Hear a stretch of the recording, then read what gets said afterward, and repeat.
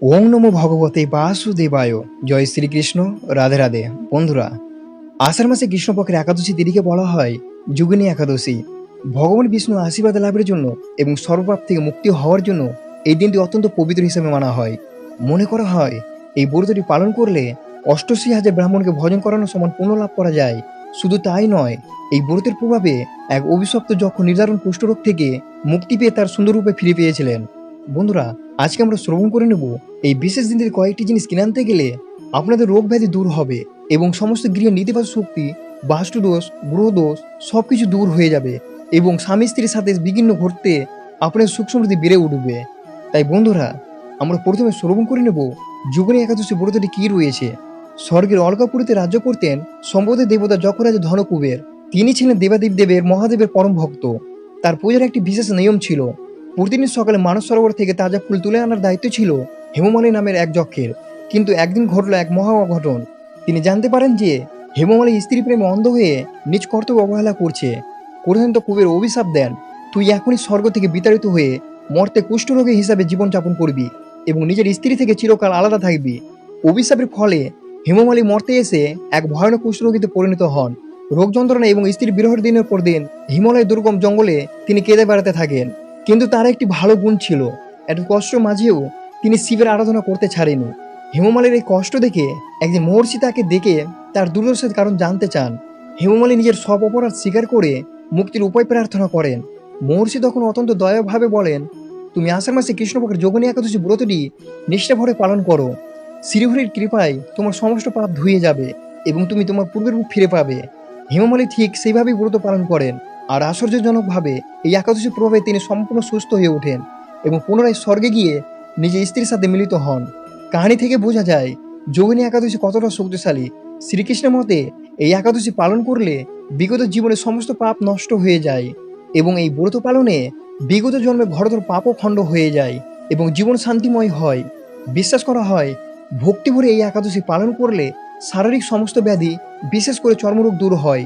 পদ্মপুরাণ মতে যোগিনী একাদশী ব্রত পালন করলে ৮৮,০০০ ব্রাহ্মণকে অন্নদান করার সমান পুণ্য লাভ হয়।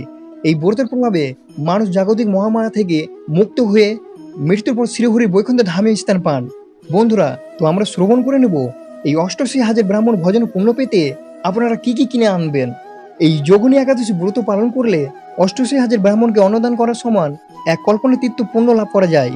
কিন্তু এই বিশেষ দিনটিতে এমন কিছু ঐশ্বরিক ও পবিত্র জিনিস রয়েছে যা কিনে বাড়িতে আনলে সেই পুণ্য লাভের পথ আরো সুগম হয়। তো বন্ধুরা, আমরা শ্রবণ করে নেব কোন কোন জিনিস এই বাড়িতে কিনে আনা অত্যন্ত শুভ। প্রথমত, পবিত্র তুলসী গাছ। আপনারা সকলেই জানেন ভগবান শ্রীবিষ্ণুর সবচেয়ে প্রিয় জিনিস হলো তুলসী। একাদশী দিন তুলসী পাতা ছেঁড়া মহাপাপ। কিন্তু এই দিনটিতে যদি আপনি নার্সারি থেকে একটি নতুন তুলসী গাছ কিনে এনে আপনার বাড়ির আঙিনায় বা ছাদে রোপণ করেন, তবে শ্রীহরি অত্যন্ত প্রসন্ন হন। এর পাশাপাশি শ্রীকৃষ্ণ অত্যন্ত প্রিয় বৈজন্তী মালা কিনে এনে ভগবানের মূর্তিটি পরালে জীবনের সমস্ত দুর্ভাগ্য দূর হয়ে যায়। দ্বিতীয়ত, দক্ষিণাবর্ত শঙ্খ বা হলুদ কড়ি। যেখানে শ্রীহরি থাকেন সেখানে মা লক্ষ্মীর আগমন তো অনিবার্য, আর মা লক্ষ্মীকে আকৃষ্ট করার সবচেয়ে শক্তিশালী মাধ্যম হলো শঙ্খ। একাদশীর পুণ্যতিথিতে যদি একটি নিখুঁত দক্ষিণাবর্ত শঙ্খ অথবা কয়েকটি হলুদ কড়ি কিনে এনে আপনার ঠাকুর ঘরে স্থাপন করেন, তবে বিশ্বাস করুন দর্শক বন্ধুরা, আপনার সংসার কখনো অর্থকষ্ট বা অভাব প্রবেশ করতে পারবে না। তৃতীয়ত, হলুদ রঙের বস্ত্র ও রসালো ফল।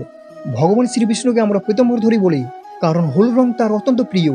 এই যোগিনী একাদশীর দিন বাজার থেকে যদি আপনি ভগবানের জন্য নতুন হলুদ বস্ত্র ও হলুদ রঙের মিষ্টি অথবা হলুদ রঙের রসালো ফল যেমন আম, কলা, পেঁপে কিনে আনেন এবং তা ভগবানকে ভক্তি করে অর্পণ করেন, তবে আপনার জীবনের সমস্ত জটিলতা জলের মতো পরিষ্কার হয়ে যায়।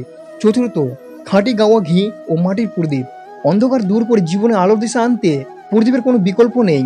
একাদশীর দিন বাজার থেকে খাঁটি গরুর দুধের গাওয়া ঘি এবং নতুন মাটির প্রদীপ কিনে আনুন।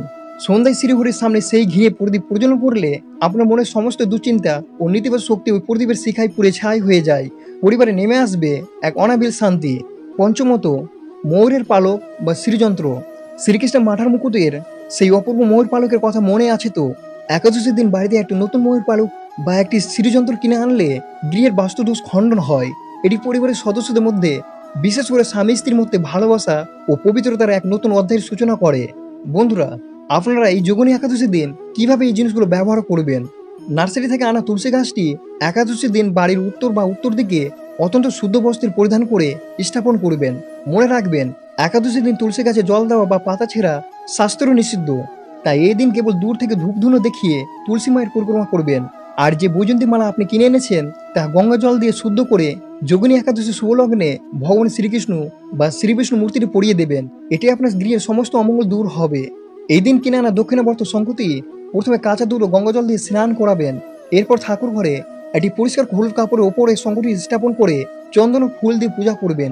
আর যে হলুদ কুড়িগুলি এনেছেন সেগুলিকে শ্রীহরির চরণে ছুঁয়ে মা লক্ষ্মীর মন্ত্র জপ করবেন। পরের দিন দ্বাদশী সকালে স্নান সেরে সেই হলুদ কুড়িগুলো একটি লাল বা হলুদ সালুদে বেঁধে আপনার টাকা রাখার জায়গায় বা আলমারির আকারে রেখে দিন। বিশ্বাস করুন বন্ধুরা, আপনার সংসার অর্থের প্রভাব কখনো থামবে না। একাদশীর দিন সকালে স্নান সেরে ভগবান শ্রীবিষ্ণুকে স্নান করানোর পর আপনার কিনানো নতুন হলুদ বস্ত্রটি তাকে পরম আদর পরিয়ে দিন। এরপর যে হলুদ রঙের রসল ফলগুলি আম কলা আপনি এনেছেন তা তুলসী পাতা সহযোগ করে ভগবানকে নৈবেদ্য বা ভোগ হিসাবে নিবেদন করুন। পূজা শেষে সেই ফল পরিবারের সকলের মধ্যে প্রসাদ হিসাবে বিতরণ করুন। এই প্রসাদ গ্রহণের ফলে পরিবারের সদস্যদের মধ্যে থাকা সমস্ত ব্যাধি ও নেতিবাচকতা ধুয়ে মুছে যাবে। সন্ধ্যাবেলা যখন দিন ও রাত মিলন ঘটে সেই গোধূলি লগ্নে আপনার কেনানো নতুন বাটির প্রদীপটি খাঁটি গরুর গাওয়া ঘি দিয়ে পূর্ণ করুন। তাতে একটি তুলোর সলতে দিয়ে প্রদীপটি পরিচালন করুন। ভগবান শ্রী বিষ্ণু এবং তুলসী মায়ের সামনে পূর্ব বা উত্তর দিকে মুখ করে থাকে। এই পবিত্র প্রদীপের আলো আপনার জীবনের সমস্ত অন্ধকার এবং মানসিক অবসাদকে চিরতরে দূর করে দেবে। বাড়ি কিনে আনা ময়ূর পালকটি গঙ্গাজল ছিটিয়ে শুদ্ধ করে আপনার বাড়ির মূল দরজার ভিতরের দিকে অথবা ঠাকুর ঘরে রাখতে পারেন। এটি আপনার গৃহকে যে কোনো অশুভ নজর থেকে রক্ষা করবে। আর যদি শ্রীযন্ত্র কিনে থাকেন তবে একাদশীর দিন পুজোর পর সেটি আপনার বাড়ির ঈশান কোণে বা ঠাকুর ঘরে প্রতিষ্ঠা করুন। প্রতিদিন এই শ্রীযন্ত্র দর্শনে গৃহের বাস্তুদোষ খণ্ডন হয় এবং অনাবিল সুখ শান্তি বজায় রাখেন। বন্ধুরা, কেবল জিনিসগুলো কিনে আনলেই হবে না, এই সঠিক ও শাস্ত্রীয় নিয়মগুলো মেনে যোগিনী একাদশী দিন শ্রীহরি আরাধনা করুন।